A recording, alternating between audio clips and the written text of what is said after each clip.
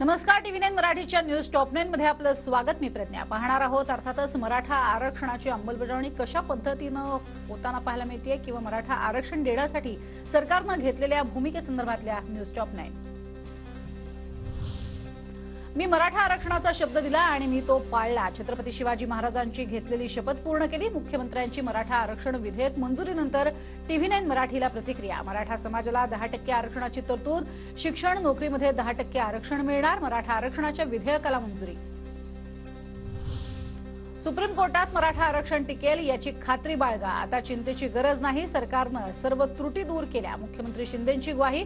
तर 22 राज्यांमध्ये 50% आरक्षणाची मर्यादा ओलांडली आहे। आपणही 50% आरक्षणाची मर्यादा ओलांडली। विधान भवनात मुख्यमंत्र्यांचं वक्तव्य।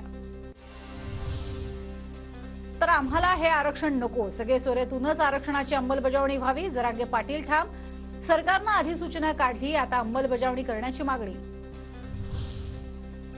गेल्या महिन्यातही गुलाल उधळला गेला, पण फसवणूक झाली। पूर्ण खात्री पटल्याशिवाय सरकारवर विश्वास ठेवणं कठीण, मात्र आता शंका घेणं योग्य नाही। मराठा आरक्षण विधेयकावर उद्धव ठाकरेंची भूमिका।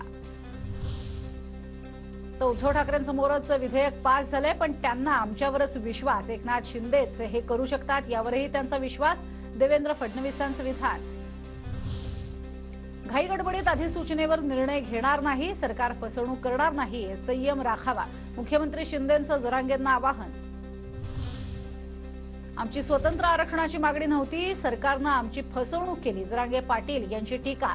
2-3 लोकांच्या हट्टापायी 100 ते 150 लोकांना आरक्षण देण्यात आल्याचाही आरोप।